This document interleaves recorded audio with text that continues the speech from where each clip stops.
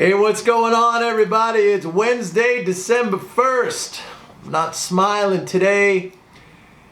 Well, we have the first case of Omicron virus here in the United States. Market got wind of that and it sold off really hard at the end of the day. There are other problems, some of which I mentioned yesterday. Number one, Congress has not agreed yet on a continuing resolution, so we are looking at the possibility of a government shutdown on Friday. And I spoke about this yesterday.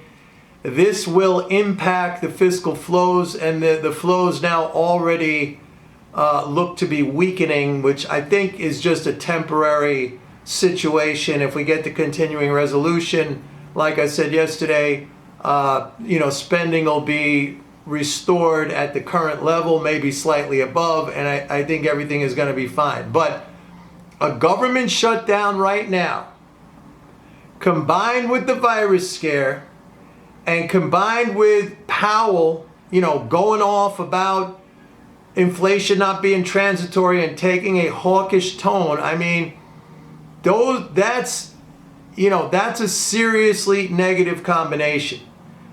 And specifically, I'm talking about the slowdown in the fiscal flows, but don't expect anybody to be looking at that besides me and those of you here who watch this channel, if you pay attention to what I talk about. But the other two things already had the market unnerved. Now, it looked like we were stabilizing, but without those fiscal flows, you're not going to stabilize.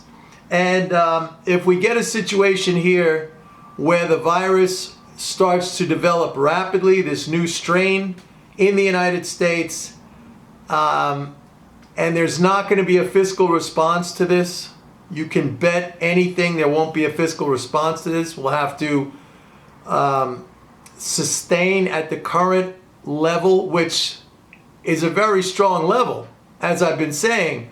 But if you get greater demands on the economy now because of an outbreak of this new strain, don't forget, the first time COVID hit, I mean, there was money for everything. There was money for hospitalizations. There was money for treatment. There was money for testing.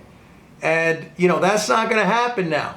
That is not going to happen now. So, or at least it doesn't appear that way from the rhetoric that's out there, which would leave the economy really, really exposed. And that's a problem for the stock market. As I've said always, underlying conditions, actual conditions in the economy drive the stock market.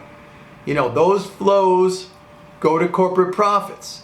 And if costs go up, not costs, if those flows decelerate, all right, and once again, we get lockdowns and we get a situation where you don't have a fiscal response, that is a negative environment for the economy.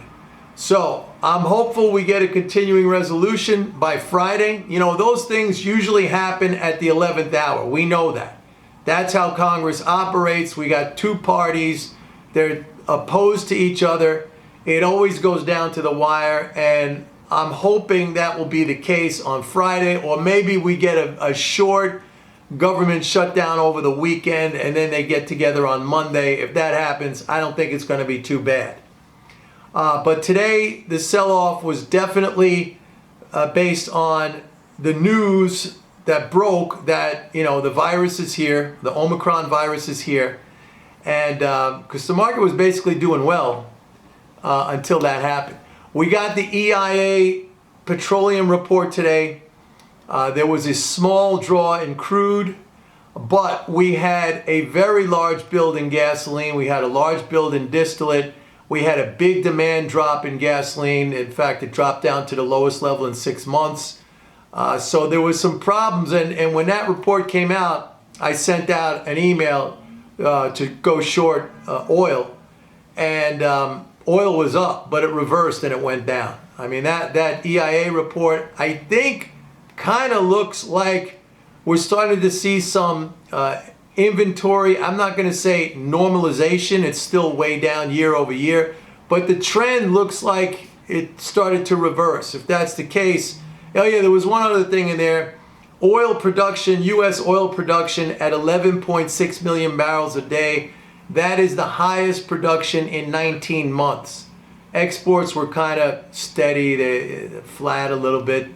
So there was nothing really to look at on the export side. But it looked a little bearish to me, and I wasn't surprised by the sell-off. Anyway, that's it for today. Have a great rest of the day, and I'll see you tomorrow. Bye-bye.